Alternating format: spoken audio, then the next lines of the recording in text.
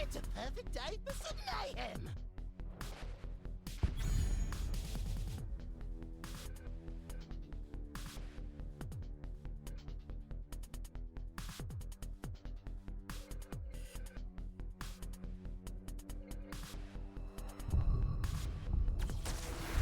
Ready for action!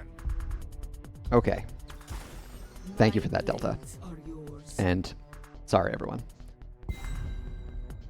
Got started kind of last minute, so I didn't have time to do all of my pre-show checks.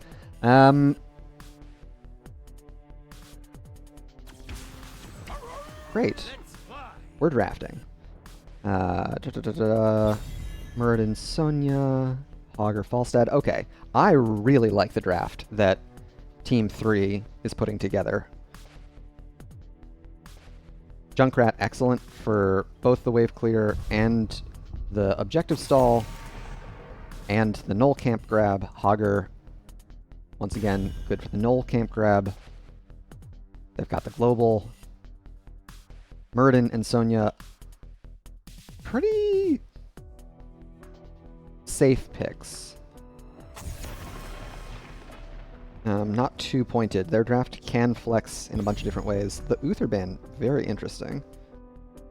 And there's the Tracer ban as well.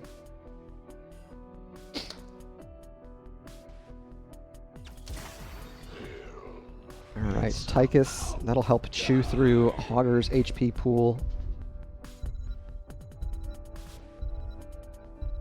Can't set up those infinite spins with Reckless Abandon. And Lucio. Lucio, always a powerful hero when piloted well. Double global comp for Team 3. Lucio, interestingly, has a lot of objective stall, thanks to just how maneuverable he is. Last couple picks, another global and the Anubarak as well. So Team 3 have kind of everything one might want for an Alterac draft. Alarak, okay. Let me make sure that that's all set, and we'll head over here to take a look at our two drafts as the teams load into the lobby. Yeah, I really like Team 3's draft from a battleground perspective. Alarak, always going to be a high variance hero in my mind. Can be rather feast or famine. And the more consistent build, E-build, doesn't have a lot of melee targets to pick on the blue team. So it's going to depend a lot on how successful they are. If Muradin can land a stun, Tychus and Alarak have more than enough damage to cut through any of the HP pools for Team 3. But Team 3 have a lot of tools set up and available for split pushing, trying to put pressure on the objective with a single hero, with Anubarak, thanks to his trait beetles, collapsing for an outnumbered fight thanks to their globals. A very flexible draft for Team 3. So a little bit of a finer point for Team 4, if executed well, could be very successful. Let's get into game number 1 and see how it all shakes out here. And we can introduce our teams. Well, hold on now. Okay, great. Perfect. Okay, introducing our teams. On the left, in blue, we've got Team 3. Cypher on Junkrat, Mercy on Hogger, Valkyrie on Anubarak, Bobo on Brightwing, and Exyun on Falstad. And a quick pause. Everyone loves pause. Let's see, what's... Ah, we have a DC. So hopefully we'll get them back in the draft here shortly. Oh, back at it. That was so fast. Perfect. So let's get back into the game here. We can introduce our team on the right. We've got Team 4, Smitty Werbin on Tychus, Acheron on Muradin, Blank on Sonya, Jed C on Lucio, and Skills on Alarak. Check in on our level 1 talents here. Anything out of the ordinary? It's not Hyper Shift for Bobo. Opting instead for Greater Polymorph at level 1. Not the most common, but certainly an excellent tool. And Alarak has opted for Overwhelming Power at level 1, gaining healing whenever they auto-attack after landing a Discord Strike. Axion dodges that one and barrel rolls in. It's an aggressive trade onto Skills. It's going to make that lane a little bit easier for Falstad. 2 heroes committed for Team 3. Just Blank on the Sonya, working on the Siege Camp for Team 4. So Team 3 is going to be much faster to get this camp out.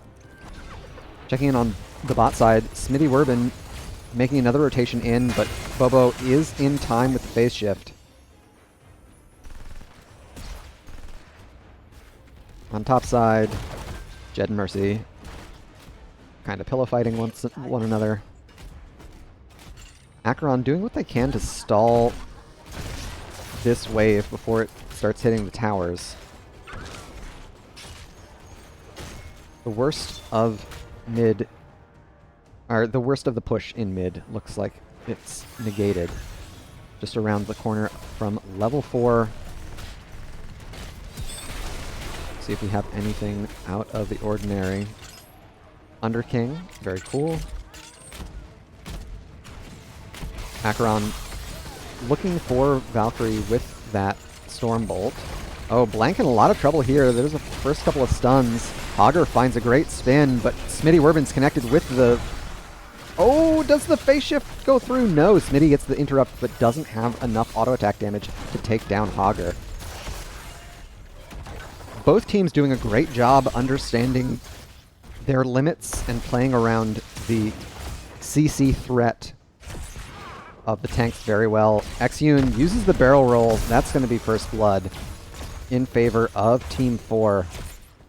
Tried to grab the globe, but ended up paying the iron price for it. We've got camps once again.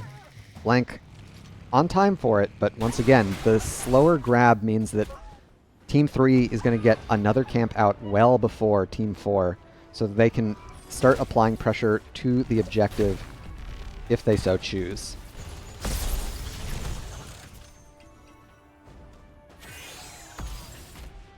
They've also got the Anubarak. So between the camp in mid and the Anubarak, I would expect to see them split up a bit. I say that, but we've got a 4-hero commitment here in mid lane. Only Bobo missing from this fight. There's a stun onto Smitty Werbin. They're gonna escape. Acheron taking a lot of damage. One more Q from Falstad, but it's not enough. Muradin's gonna heal all that back up for free, thanks to his trait. We've got level 7s on both sides. A full trap build for Cypher. Aggro range at 4. Oh, a lot of damage. Mercy could be in trouble here. Skills gets the telekinesis, but the Discord Strike does not land. Blank doing a great job pushing Exune off of Skills. In mid lane, a fair bit of damage onto this fort wall. Acheron just harassing Valkyrie, making sure that the Anubarak does not get the free channel, because Anubarak only wants one thing, and it's disgusting. So a little bit of a tempo advantage for Team 4. We could see them step up and pressure the objective. Looks like they're instead going to try and finish off some of these mid-fort wall towers. There's the Discord strike onto Valkyrie, but the phase shift is in time. Cypher able to solo the camp. Blank just now starting it up. The difference in speed really starting to compound on itself in the mid lane pressure.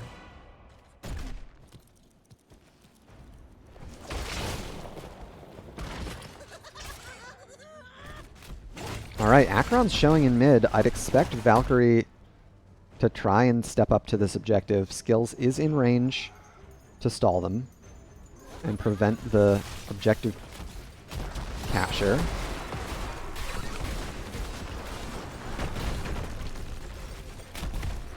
Level 10's a little bit closer for Team 3. We'll see if they've got the opportunity to take a up talent tier fight. We've got about 15 seconds, I'd wager. Exune will get the channel. Team 4 respecting the fact that they do not have their heroics yet. Speaking of heroics, now that we've got them on both sides, Skills stepping up here does not connect the Discord strike. And no one's touched the objective yet. A lot of damage onto Valkyrie. They're going to burrow charge away, and so that will stop the objective channel. They've still got 12 seconds that they need to secure before they summon the cavalry. Oh, a great dodge on the Discord strike. Mercy, Hogwild's in. There's the phase shift. Sonya will fall. Blank first dead. Acheron has to jump out to safety. Smitty Werbin has popped the Odin. And Anubrak's looking for blood. It looks like they're going to be able to dash away to safety. While the Odin is active, they've got decent objective stalls, but now that it's over... Oh, caught in the trap. Cypher being an absolute menace. A great loot horde. Skills still caught there. A Hogwild in. Mercy is in a lot of trouble here. They don't have their Unstoppable anymore. Skills gets the... Oh, Valkyrie makes it out. Acheron gets another stun, this time onto Exune. They still have the barrel roll available. Okay. Whew. So we're back and forth. Still a little bit of a lead. Skills does not connect with the Discord strike, unfortunately. An excellent timed counter-strike meant that they've managed to hold on to their bonus sadism up to 118 at this point. Tychus Cocoon dodged with Odin? That's so sick. I can't believe I missed that. Great call out, Kenny. Check in on the bot lane. Cypher and Bobo potentially in a lot of trouble here. There's the pull and the silence. Acheron gets the slow, but they get out. Oh, Skills under a lot of threat with the Hogger heroic, and one more auto attack will do it. Sadism reset. There's the polymorph onto Smitty Werbin. They dodge the slow from Mercy, and they'll get the Odin out for a little bit of safer range anti-siege. Muradin knocked into the wall, gets taken down as well. So this 4-hero commitment to bot lane could net them a fort. I'm sure Cypher and Valkyrie would love to get fish for another. Looks like they're going to call it off. Mid lane is pushing against them. They've got Mercy breaking off to handle that. On the top side, Exune has traded relatively favorably into Blank. Falstad with auto attack build can trade pretty well. A quick burrow charge away. And once again, Team 3 really on their macro game, keeping on top of that camp grab. Walked straight there once the objective despawned. Checking in on top, Exune finishes off that fort front wall. And we've got level 13s in favor. Well, they're all tied up now. Got to trap them all, so we're up to 2 traps now for Cypher. Big power spike for Hogger with Pummel online. Smitty Werbin opting for spray and pray at 13 rather than Neo Steel coating. So no spell shield for him. Blade of the High Lord. Oh, they're looking for Mercy here. Do they have the Hog Wild? They're going to be able to dodge the telekinesis, so no need. Oh, an awkward bounce, but there's no major CC threat here in the 4-man. Mercy receives the phase shift. The Peekaboo shield's helping a bit. Oh no, but Bobo's in a lot of trouble here. There's the leap as well. Oh, they blink out with sub 200 HP, and now Cypher in on the flank. Looks like Valkyrie still contending with mid lane. The Odin's going to get a fair bit of push here. Acheron rotates in. It's a full 5-hero commitment while Exeun pushes away in top lane. Valkyrie gets a good burrow charge, but I don't think it's going to be enough. They're falling very low. And it looks like that 4-hero commitment from Team 3 was enough to save the fort. On top side, Exeun secures the fort. Mercy in a lot of trouble here. There's the stun. They still have their Hog Wild, so they're going to make it out to safety. So first structure in favor of Team 3. They've got the tools available to them for those macro plays. That split push is definitely something that their comp is built for. And managing to hold on to their bottom fort all the while, a huge trade up for our blue team.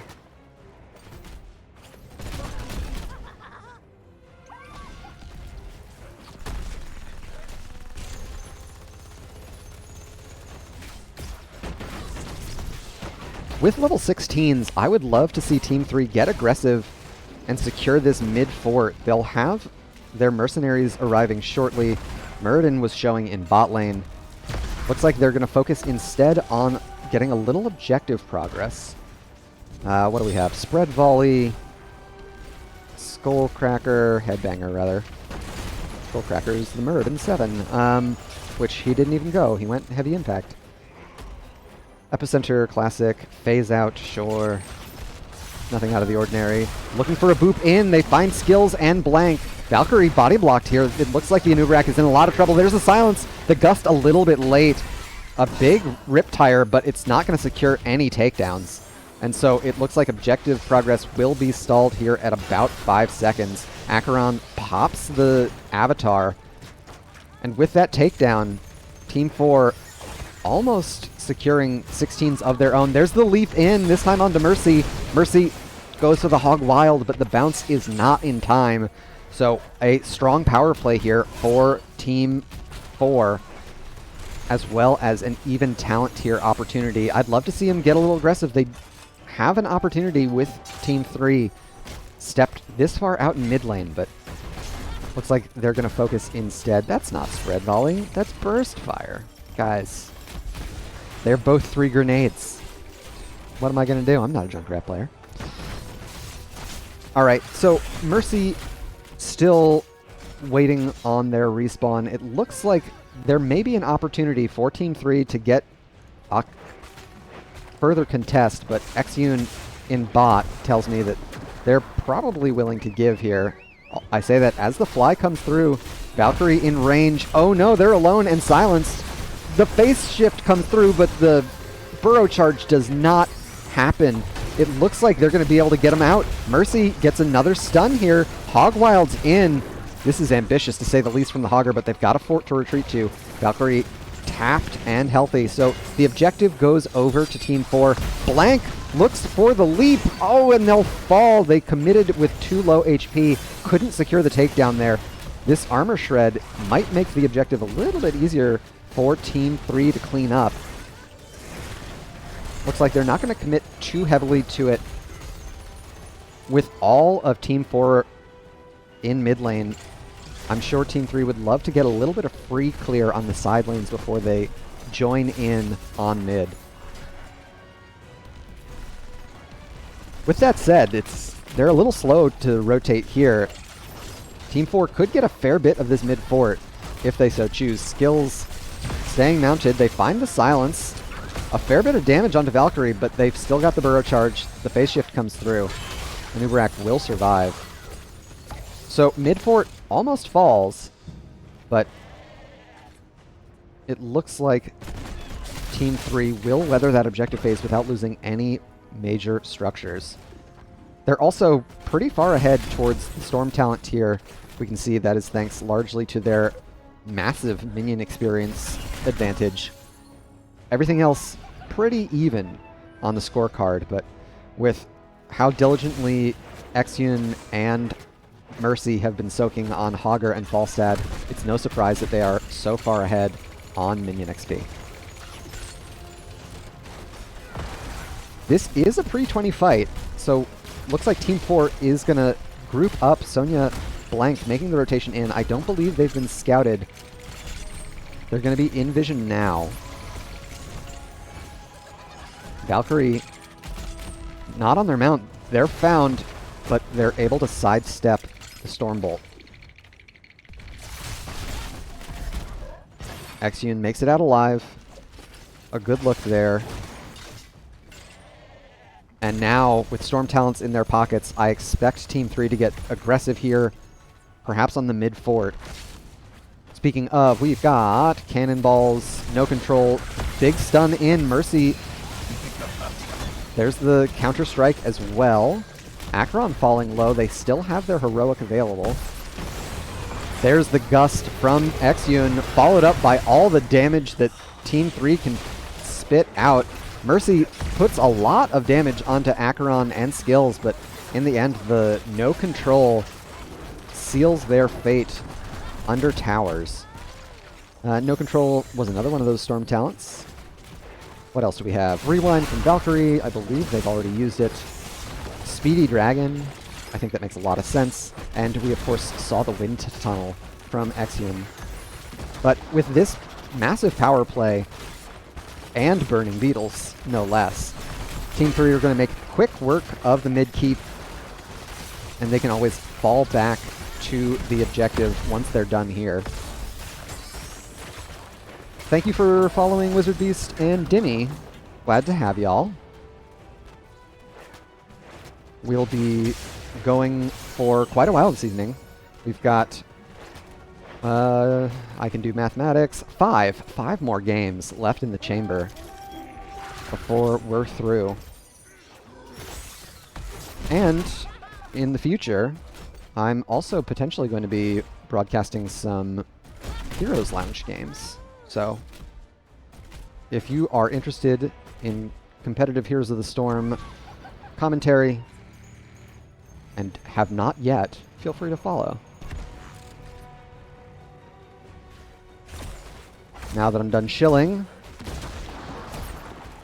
we've got Storm talents on both sides. Team 3 starts up the boss, but I don't know. Valkyrie, oh no, the stun! Okay, Bobo able to escape. Great. This is the classic bait and switch. Nubarak looks juicy near the objective point. Oh, now Exyun gets a dismount here. There's the stun in onto Cypher. The gust, Blank is on an island. Can they survive by themselves? The stun in from Valkyrie, it's going to be enough with the Riptire. Exyun doing a great job to isolate Sonya via the Wind Tunnel.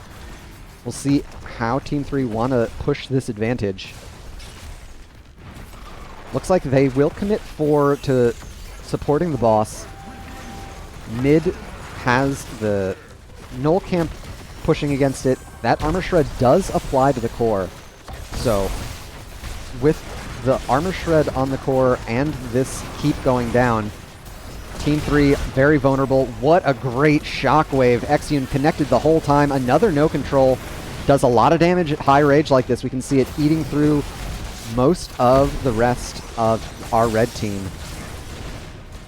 And that's going to do it for Game 1.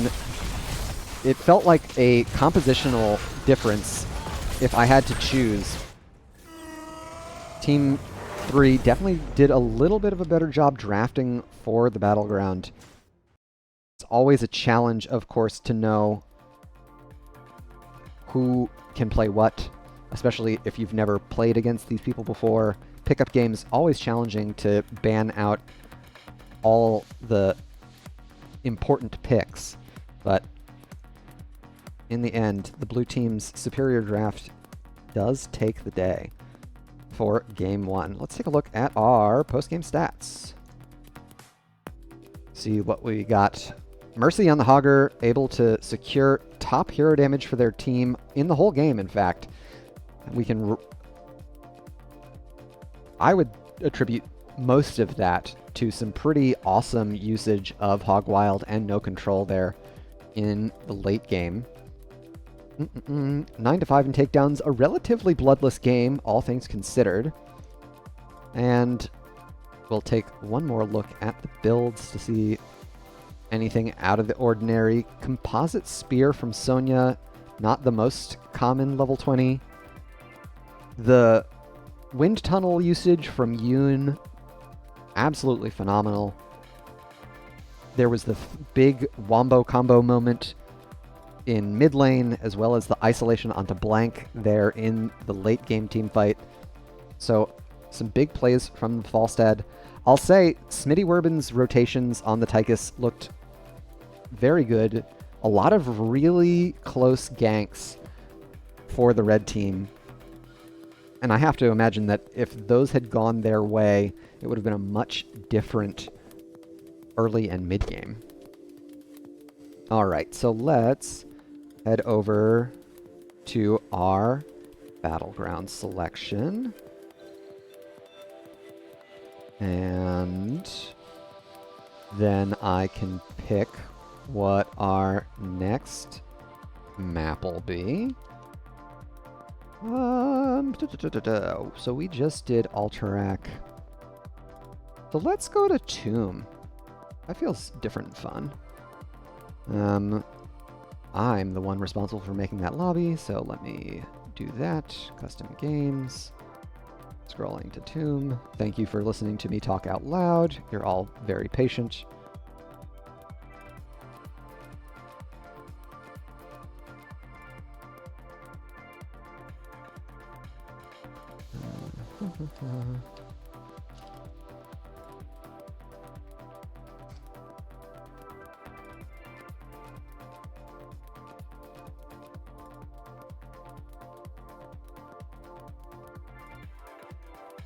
And I also have to make the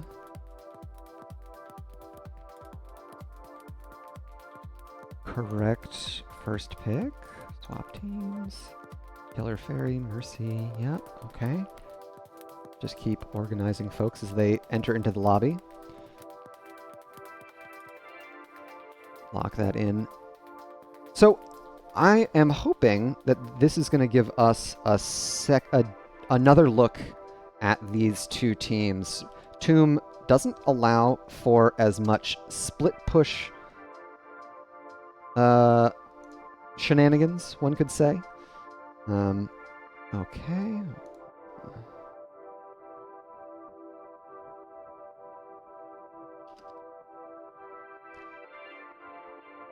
Great. We've got folks filtering into the lobby. Yeah, so as I was saying, I think the Alterac and Tomb picks going to be the two different looks as the split pushy map and the more team fight centric. Tight rotations still very important to pay attention to on Tomb. Can never have enough wave clear, but those tight rotations, that is a different sort of macro awareness that teams who have it well polished can really turn into a punishing early game, getting ahead on tempo, on waves, and turning that into minor turn-ins or picks. The extras, Siege Camp in bot lane. I think a lot of people think of Tomb of the Spider Queen as a mindless core 4 rotates top mid and shoots at each other, but there is a lot of subtlety there.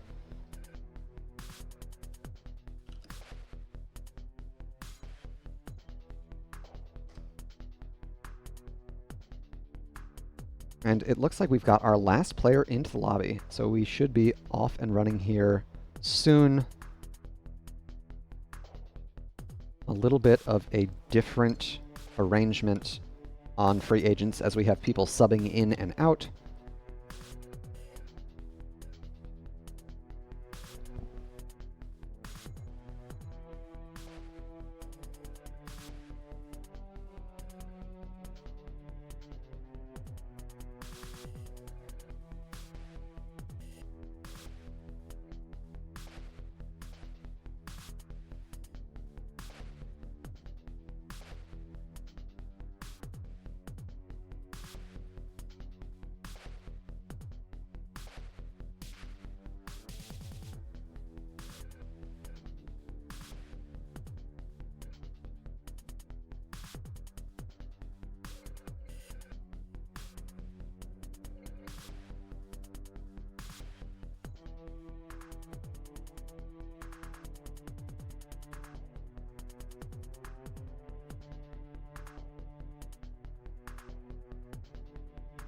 Well, while we wait for our teams, I'm gonna do the obnoxious thing and just a little, resize that just a little bit. Oh, much better.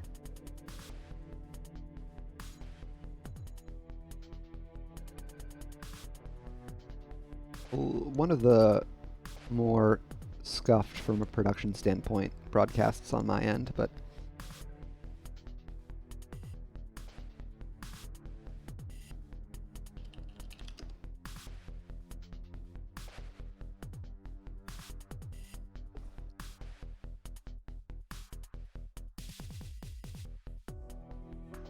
okay. And we've got ready. No, we don't have readies. Oh, that was so close. A little bit of a false alarm. Shucks. What can I say about what we saw out of our team's last game? I was pretty impressed with the Stormbolt accuracy for Akron. I thought they did quite well. Mercy's Hogger, A+. As a Hogger enjoyer myself, it was great to see them go crazy. Bobo, despite picking what I think of as a slightly older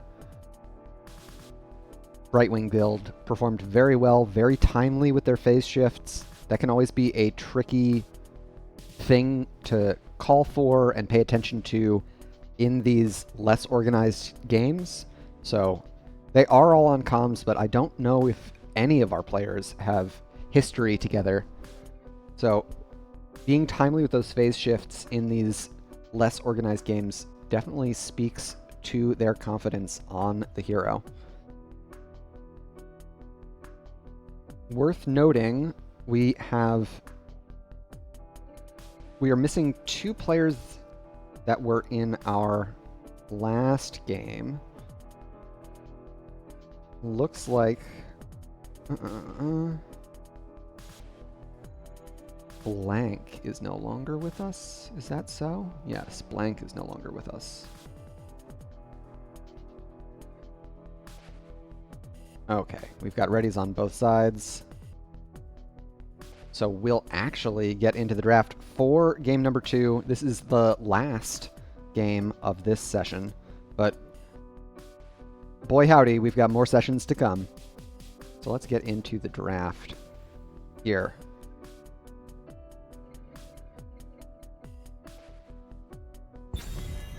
Cypher has swapped sides, and Killer Fairy is now on Team 3. We see another Imperious ban. I would expect to see a Junkrat ban. Yeah, there it is. After seeing how successful their team was with Cypher's Junkrat helping them, they don't want to give Team 4 that same opportunity.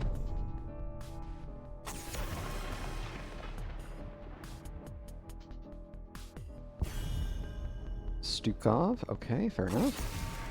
And Hogger, last but not least. Interesting to see the Hogger ban from Team 2. Alright, so we've got the Dahaka ban. Or, I'm sorry, the Dahaka first pick. Dahaka, I think, criminally underrated on this battleground. An early wave clear pickup with the Kael'thas. Yeah, I think Junkrat, definitely a heads-up ban. Dahaka, a great pick. Surprised to see Cypher flexing to offlane after their strong performance in the ranged flex role. Diablo and Anduin. Alright. I would expect a Tychus ban for Team 4. Team 3 have the unenviable position of having to guess what DPS skills and Smitty Werbin play, as all other roles have been filled. Chromie taken away. I think that makes a lot of sense. Fills a lot of the same shoes as Junkrat in terms of wave clear and vision tools, long range damage. And if you've gotten rid of one, why not get rid of the other? Thank you for the follow, Saika. Pleasure to have you here. And I hope everyone is enjoying the Free Agent Combine. This is Block 2 between Teams 2 and 3. There's that Tychus ban, as predicted.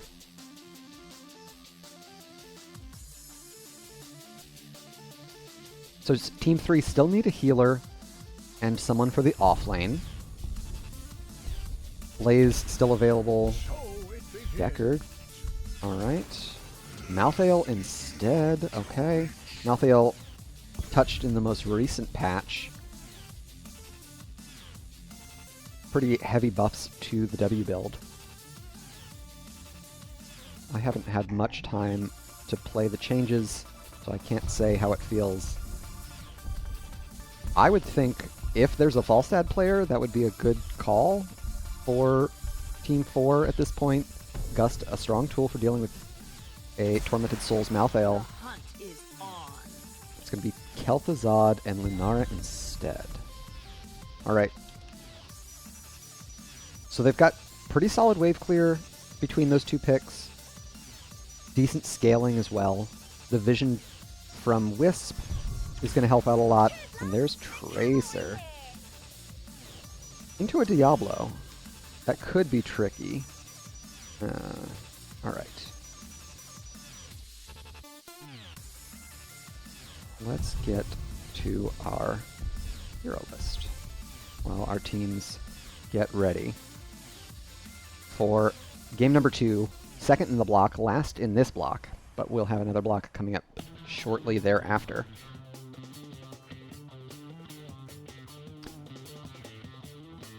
I like the follow-up CC from both Deckard and Kael'thas, especially considering that their offlaner doesn't bring any.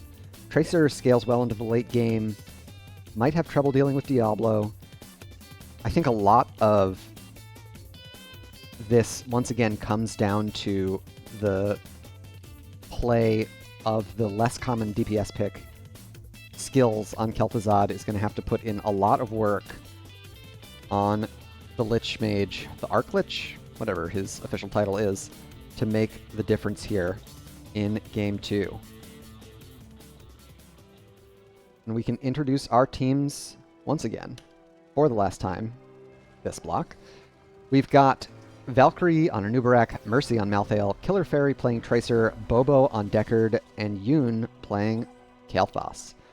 To the right, Team 4 looking to make this block 1 and 1. We've got Smitty Werbin on Lunara, Skills on Kel'Thuzad, Jedsi on Anduin, Cypher on Dahaka, and Akron on Diablo. Checking in on level 1 talents. Sentinel Wisp from Smitty Werbin. No surprise there.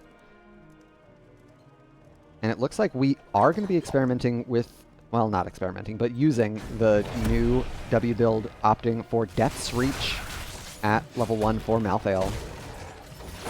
Killer Fairy stunned by Acheron. And there's the first 3 stacks for Kel'Thuzad. Killer Fairy taking so much damage here from Smitty and Skills both. A couple more stacks, up to 5 already. This is great stacking for Skills. This is the sort of early game you would love for your Kel'Thuzad to have. Neither team paying attention to top lane just yet. Killer Fairy trading on to Smitty there, but I don't know if either team, or if either hero necessarily does that much damage to each other in the early game. Another 3 stacks for Skills, up to 8 on Master of the Cold Dark already. You can hear the healing well chiming away.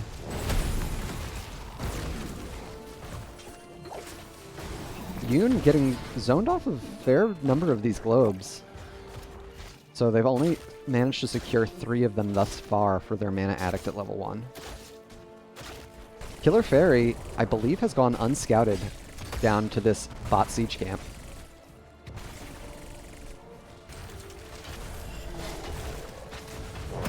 Oh, Malthael dies.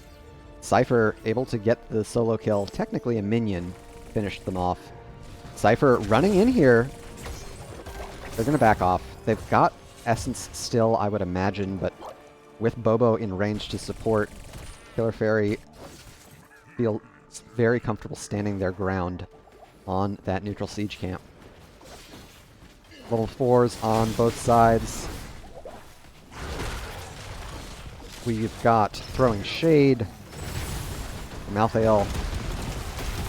A double gem build for Deckard with both Sapphire and Ruby.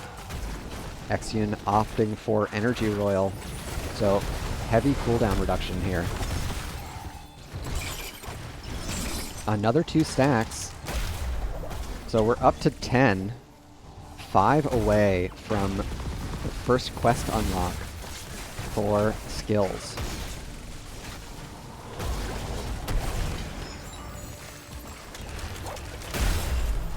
Oh, Acheron trying to get a sneaky engage there. A great stun from Yoon to peel for themselves. Diablo opting for Soul the Flame at level 4, as well as Soul Shield at 1. So likely to pair with Lightning Breath come level 10. But anything could happen.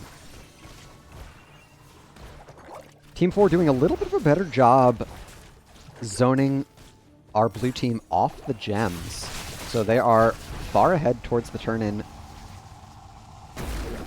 I mean, depending on how you want to measure far, I think 5 gems at this stage in the game is pretty far, but I'm no expert. I'm no rocket surgeon. Killer Fairy, Mercy, both threatening on the bottom side. Cypher holding on to 23 of the 51 gems for Team 4. A little bit of an earlier level 7. Acheron will make it out alive thanks to Jed C's Leap of Faith. What do we got? Sun King's Fury. So more damage on spreads. Valkyrie just barely misses that turn-in. That would have been a great grab for them. There's another set of stacks and second takedown. Once again in favor of Team 4. Skills looking very comfortable on the Kel'Thuzad. They're focusing a lot on this top lane, which of course is coming at the expense of Cypher getting their gems turned in. They're trying to get a takedown here onto Valkyrie. Another few stacks, a great route past the wall to secure Bobo and Killer Fairy in place. There's the dig up from Cypher. Oh, I'm sorry. Cypher was the one who had already turned in. I'm so observant, friends. Turn in available for both squads now. Smitty Werbin tries to get bot side while the fight rages on here around the top turn-in. a bunch of CC onto the red team. Cypher boops them away with their level 4 Lurker Strain. Smitty has yet to get those gems in. So Valkyrie still holding on to the most for our blue team, with Lunara holding on to the majority, lion's share, if you will. Oh, a little bit of a mistiming on the overpower and the chains of Kel'Thuzad. Cypher gets another tongue, this time onto Yoon. There's the root follow-up and the follow-up from Kel'Thuzad. All of the damage going in favor of the red team. Valkyrie gets the burrow charge away.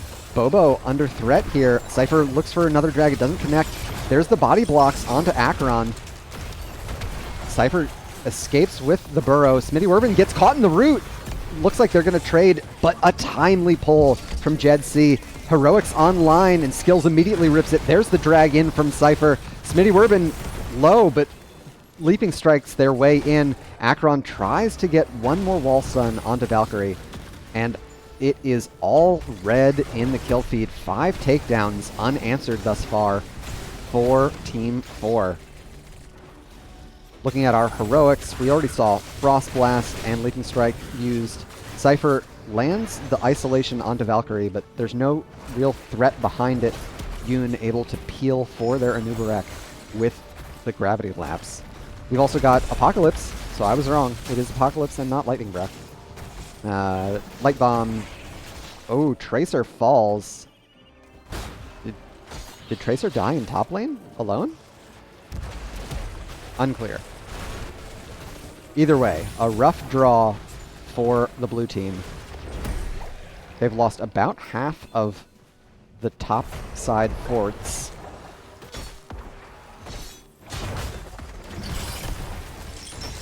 Heroics on both sides. We've also got Cocoon, Tormented Souls, Lornado, Pyroblast, and Sticky Bomb.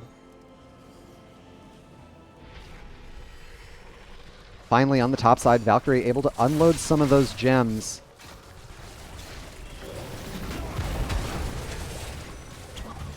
Oh, a great drag from Cypher. Do they still have the burrow charge available? Oh my god, all the CC. Can Killer Fairy pick up the gems? Looks like they're going to retreat, so that's 20 lost. Exune dragged once again. Cypher's a menace. Here's the Tormented Souls, but Mercy kind of on an island here. There's a great stun from the Light Bomb. They'll Wraith Strike away, but they don't have enough healing to get through all of this damage. Another flip from Acheron, and Mercy looks like they'll fall. A great Shadow Charge. Bobo falling low here, the tankiest of supports, but I don't think Deckard makes it out alive. They'll fall once again. Of course, the Web Weavers have been pushing this whole time. In the top side, it looks like all of the fort front wall will go down. Same in bot. Mid lane, mostly healthy still. So the takedowns come at the cost of structures, but it nets a larger experience lead and secures the talent tier lead as well. Smitty Werbin opting for Abolish Magic. The cleanse balanced around the idea that DPS players don't know how to press cleanse. I mean, it's the only reason it can be 20 seconds, right, guys? Right? Like, I'm not crazy about this. But that makes sense to you, doesn't it? Let me know what you think, friends. 20-second cleanse. Seems busted. A great stall from Mercy. Throwing Shade, definitely very helpful, specifically for this stall. The cooldown reduction on it, as well as the range, make it a potent tool. All the while, Killer Fairy got another neutral camp. So, bot fort under threat, especially with another wave getting pushed out by Mercy on the Malthael. There's the dig in from Cypher, but we've already got one. Oh, there's the stun onto Mercy. Acheron a little bit isolated here. There's a great combo from Skills. Another takedown, this time onto Mercy. There's the isolation onto Anubarak. Acheron looking for takedowns here on the top side. Killer Fairy sets themselves up right in front of the wall. Cypher has the drag, and that's another takedown. Smitty Werbin onto Valkyrie here. looks like they do still have the burrow charge, so they'll make it out alive. 12 unanswered takedowns. That's big.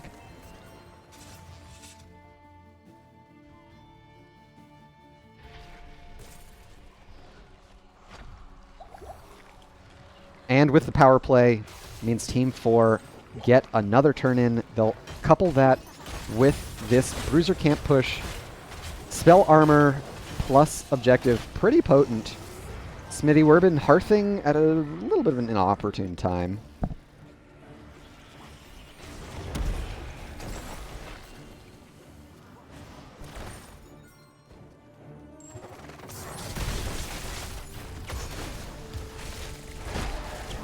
Acheron looks for the engagement out of vision.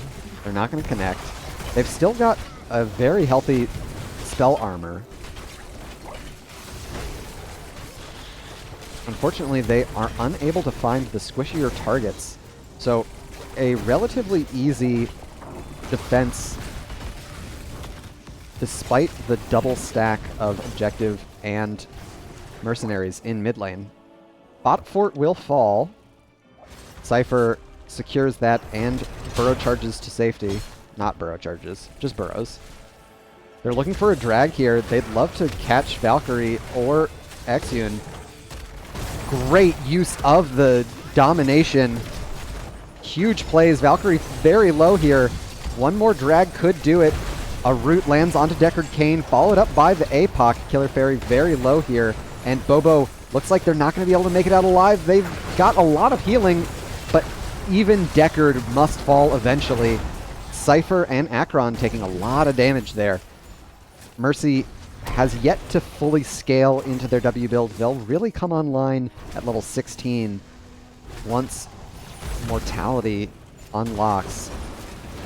8% damage onto every target hit by Wraith Strike, pairing very well with Massacre at level 7, causing Wraith Strike to apply in an AoE.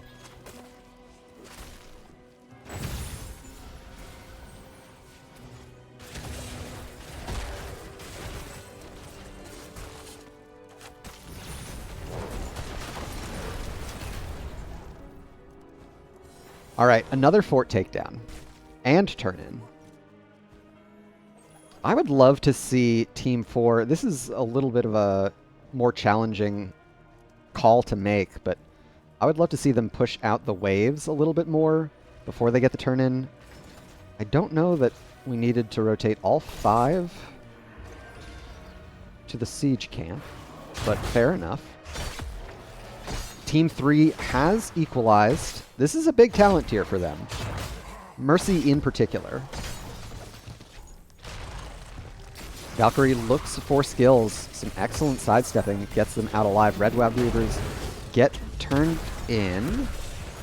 A Lornado from Bobo just to try and save Valkyrie. Just the positional threat that Acheron's been able to put on to the blue team has the support ults a little jumpier.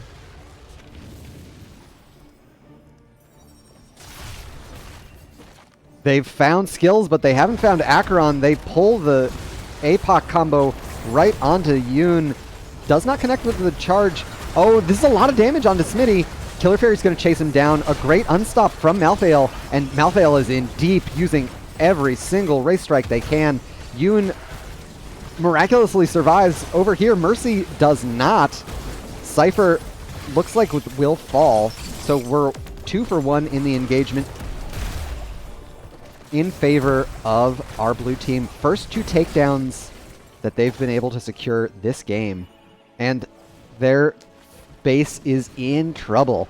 This massive wave and a catapult and the Web Weaver going to do a lot of damage here. Top dealing with a lot of damage as well. It's the little dudes spawned by the big Spider Mom that do the most structure damage. But they also aggro minions first. So some timely rotations from Yoon and Killer Fairy protect top keep from the worst of the frag. Pyroblast has been happening, and I haven't announced it once. I'm sure you all can see it, though, because it's a giant circle, both on the target and the projectile. I trust y'all to be a little bit more observant than I. Oh, a double leaping strike onto Valkyrie, followed up by the stun. That's a completion on Deadly Charge. Not Deadly Charge. What's that called? Devastating Charge. Valkyrie doesn't connect with the... Oh, okay. We've reset the Q, but here's all the Malthael damage. They've got the Unstoppable.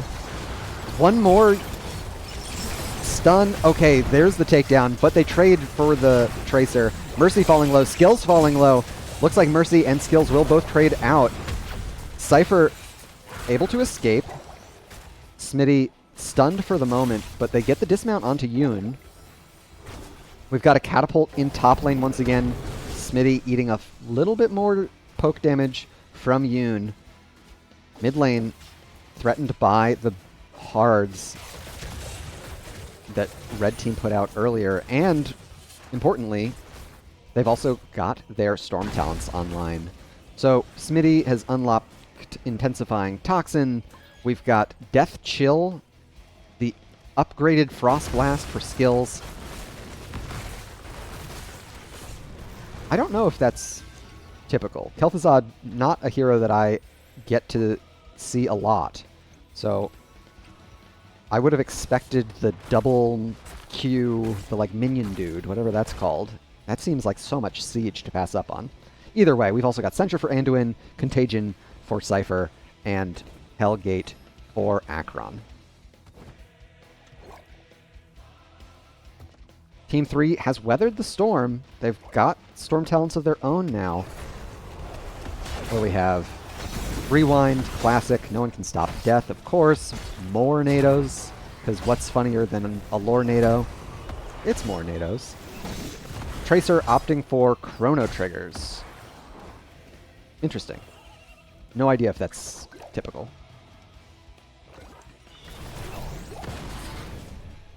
And of course, Flamethrower for Kel'Thas.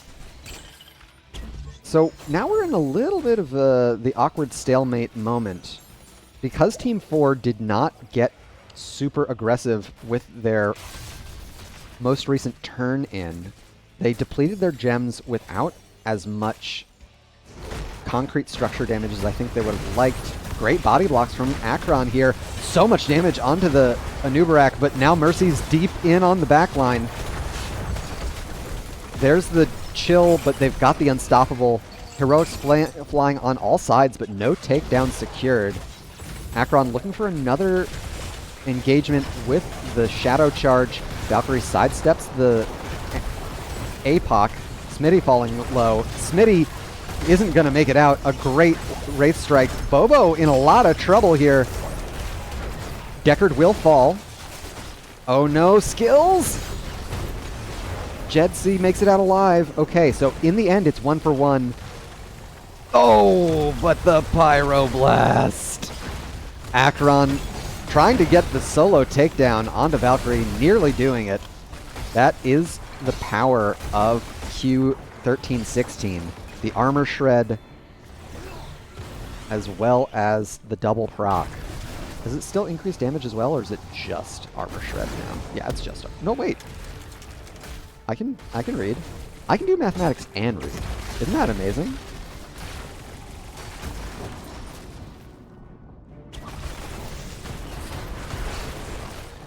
So this is a huge momentum swing in favor of Team 3. They have been on the back foot all game, but these late game takedowns have been making the difference here. The chaotic team fights with Mercy diving deep on the backline with the Wraith Strike build, Malthael, they've evened out structurally.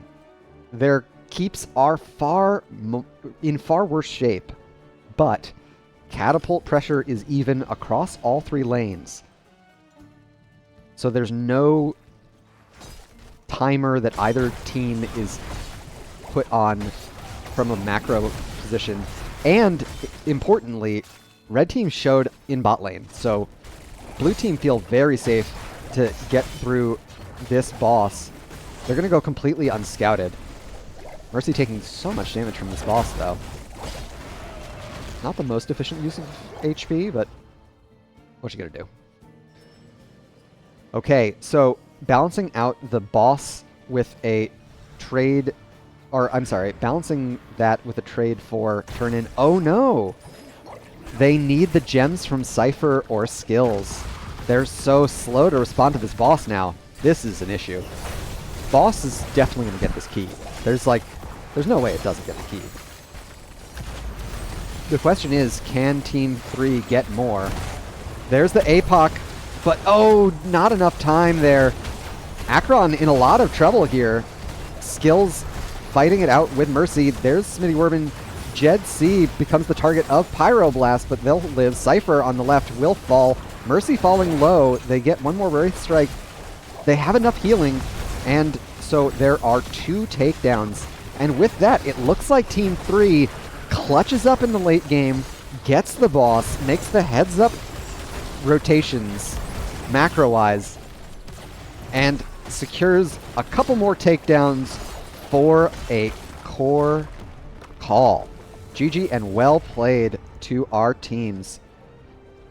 Big plays, lots of excitement on both sides. We saw a fair bit of hero diversity in this block. Skills in particular, bringing out those specialist DPS in the Kel'Thuzad and Alarak. And I really thought Acheron's Diablo was going to be the difference maker here in Game 2. But it was just those hectic late game team fights that didn't go their way. And so that coupled, a lot of damage from Mercy, top of the lobby, in fact, as well as a lot of pestered damage from Killer Fairy on the Tracer, the sticky bombs, only 1 cleanse. Well, I guess, once again, they have 2, but I don't know if Smitty was cleansing, because cleanse is so hard. That's why I don't play healer. Builds. What were our builds? Nothing crazy. Nothing too out of the ordinary. Safety in numbers for Deckard. That's how he was surviving so long. Yeah, Bobo, the tankiest Deckard I ever did see. And that's gonna do it for this block. So we'll be back shortly with another block. That's slated to start. That's slated to start right now. All right. I'm going to step away for 1 hot second to grab some more water. But we really will be right back. We'll reset the scoreboard and see y'all soon.